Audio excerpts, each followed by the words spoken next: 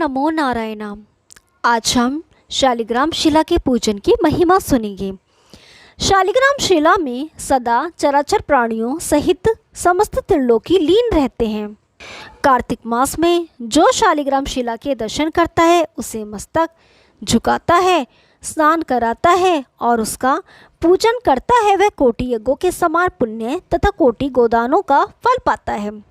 महादेव जी अपने पुत्र कार्तिकेय से कहते हैं, बेटा, जो पुरुष सदा भगवान विष्णु की शालिग्राम शिला का चरणामृत पान करता है उसके गर्भवास के भयंकर कष्ट का नाश हो जाता है। जो मनुष्य प्रतिदिन शालिग्राम शिला का पूजन करता है उसे न तो यमराज का भय होता है और न ही मरने और जन्म लेने का ही। भगवान स्वयं बताते हैं कि करोड़ों कमल पुष्पों से मेरी पूजा का जो फल होता है वह शालिग्राम शिला के पूजन से प्राप्त हो जाता है। जिन लोगों ने मृत्युलोक में आकर कार्तिक मास में भी शालिग्राम पूजन नहीं किया वे मुझसे देश करने वाले प्राणी हैं। उन्हें तब तक के लिए नरक में रहना पड़ता है जब तक कि 14 इंद्रों की आयु समाप्त नहीं हो जाती। अतः भक्ति भाव से शालिग्राम शिला को नमस्कार मात्र करने वाले प्राणी नरक में प्रवेश नहीं पा सकते। अन्य सभी शुभ कर्मों के फल का तो माप है, परंतु कार्तिक मास में शालिग्राम पूजन करने से जो फल मिलता है उसका कोई माप नहीं है। जो शालिग्राम के जल से अपना अभिषेक करता है उसने मानो संपूर्ण तीर्थों का स्नान कर लिया। विशेषतः कार्तिक मास में शालिग्राम शिला के सम्मुख स्वस्तिक का चिन्ह बनाकर मनुष्य अपनी 7 पीढ़ियों को पवित्र कर लेता है। जो नारी प्रतिदिन शालिग्राम शिला रूप भगवान विष्णु का नमस्कार कर गृहस्थी के कार्य आरंभ करती है वह 7 जन्म तक विधवा नहीं होती। अतः सदा सुहागन के रूप में प्रतिष्ठित रहने के लिए यह पूजन बड़े ही महत्वपूर्ण है। ओम नमो नारायण। अब कार्तिक मास में सुनी जाने वाली पंचभीकम की कथा सुनते हैं। एक साहूकार के बेटे की बहू थी जो बहुत सुबह उठकर कार्तिक के महीने में रोजाना गंगा जी नहाने जाती, पराये पुरुष का मुंह नहीं देखती। एक राजा का लड़का था, जब भी रोजाना गंगा नहाने जाता और सोचता कि मैं इतनी सुबह नहाने आता हूँ तो भी मेरे से पहले कौन नहा लेता है। 5 दिन कार्तिक के रह गए। उस दिन साहूकार की बहू तो नहाकर जा रही थी। राजा का बेटा आ रहा था। खुड़का सुनकर वह जल्दी जल्दी जाने लगी तो उसकी माला मोजड़ी हो गई और टूट गई। राजा आया, उसने सोचा माला मोजड़ी इतनी सुंदर है तो इसे पहनने वाली कितनी सुंदर होगी। सारी नगरी में राजा ने हेलो फिरा दिया कि जिसकी ये माला मोचड़ी है वह मेरे पास 5 दिन आएगी, तब मैं उसकी माला मोचड़ी दूंगा। साहूकार के बेटे की बहू ने कहलवा दिया कि मैं 5 दिन आऊंगी, पर किसी को साग भरने के लिए बैठा दियो।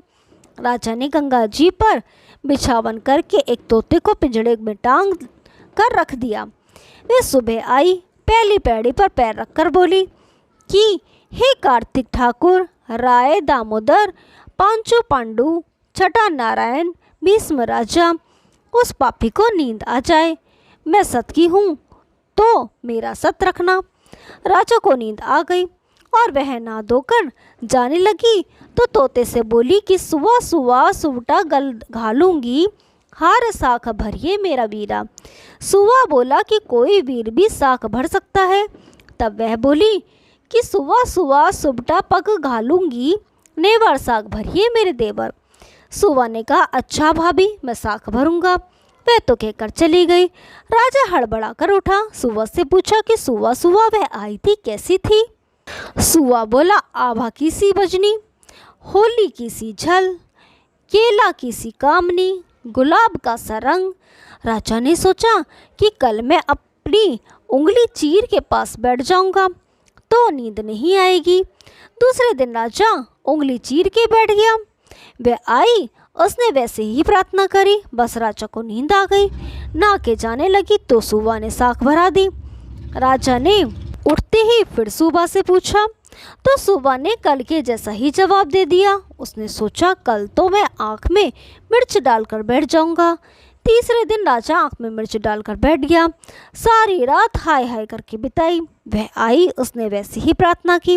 राजा को नींद आ गई। नाक के सुबह से साख भरा के चली गई। राजा ने सोचा कि कल तो मैं कांटों की सेज बिछाकर बैठूंगा। चौथे दिन वह कांटों की सेज पर बैठकर हाय हाय करता रहा, पर जब वह आई तो उसको नींद आ गई। उसने सुबह से साख भरा ली और कहा कि उस पापी से कह दियो मेरे 5 दिन पूरे हो गए हैं, अब मेरी माला मोचड़ी मेरे घर भेज देगा। राजा ने उठते ही सुबह से पूछा कि वह आई थी क्या? सुबह बोला, आई थी, अपनी माला मोचड़ी मंगाई है। थोड़े दिन बाद राजा के कोढ़ निकल आया, त्राही त्राही पुकारने लगा। ब्राह्मण को बुलाकर पूछा कि सारे शरीर में जलन कैसे लग गई। ब्राह्मण बोला कि यह कोई पवित्रवता स्त्री का पाप धरा है जिससे लगी है। राजा ने पूछा कि अब कैसे ठीक होगा। ब्राह्मण बोला कि तुम उसको धर्म की बहन बनाओ और उसके नहाए हुए जल से नहाओ तो तुम्हारा जलन को ठीक होगा। राजा माला मोचड़ी लेकर उसके घर गया और साहूकार से बोला कि तेरी बहू गंगा पर भूल गई थी, यह उसे दे दो और कह देना कि अपने नहाए हुए जल से मुझे नहला दे। साहूकार बोला कि वह तो पराये पुरुष का मुंह नहीं देखती, तू इस नाली के नीचे बैठ जा, वह नहाएगी तो तेरे ऊपर पानी पड़ जाएगा। राजा नाली के नीचे बैठ गया। वह नहाया, जल गिरने से उसकी काया कंचन सी हो गई। हे पंचबीकु देवता, जैसे साहूकार की बहू का सत रखा ऐसे सबका रखियो, कहते सुनते का हुंकारे हमारे सारे परिवार का रखियो। ओम नमो नारायण। अब कार्तिक मास महात्म का 10वां अध्याय।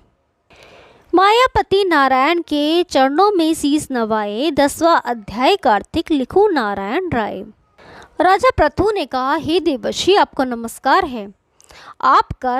आप यह कहिए कि जिस समय भगवान शंकर ने अपने माथे का वह तेज क्षीर सागर में डाल दिया तो उस समय क्या हुआ? नारद जी ने कहा, हे राजन, जब भगवान शंकर ने अपना वह तेज क्षीर सागर में डाल दिया तो उस समय वे शीघ्र ही बालक होकर गंगा सागर के संगम पर बैठकर संसार को बह देने वाला रुदन करने लगा। उसके रुदन से समस्त संसार व्याकुल हो उठा। लोकपालों के मन में भी व्याकुलता हुई। चराचर चलायमान हो गया। शंकर सुवन के रुदन से ब्रह्मांड व्याकुल हो गया। समस्त देवता और ऋषि मुनि व्याकुल होकर लोक पितामह श्री ब्रह्मा जी की शरण में गए। सबने मिलकर श्री ब्रह्मा जी को प्रणाम किया और उनकी स्तुति की। फिर कहा कि हे पितामह, यह तो बड़ा भयंकर समय उपस्थित हुआ है। हे महायोगिन, इसका नाश कीजिए। तब देवताओं की ऐसी बात सुनकर श्री ब्रह्मा जी सत्यलोक से उतरकर उस बालक को देखने के लिए समुद्र तट पर आए। समुद्रनी ब्रह्मा जी को आता देखकर प्रणाम किया और बालक को उठाकर उनकी गोद में दे दिया। तब विस्मित होकर श्री ब्रह्मा जी ने पूछा, हे सागर, तुम शीघ्र कहो कि यह बालक किसका है? समुद्र ने विनम्र शब्दों में कहा, प्रभु, यह तो मैं नहीं जानता, किंतु मुझे इतना अवश्य ज्ञात है कि यह गंगा सागर के संगम पर प्रकट हुआ है। अतएव हे जगत गुरु, आप इस बालक का जात कर्म आदि संस्कार कीजिए, इसका जातक फल बताइए।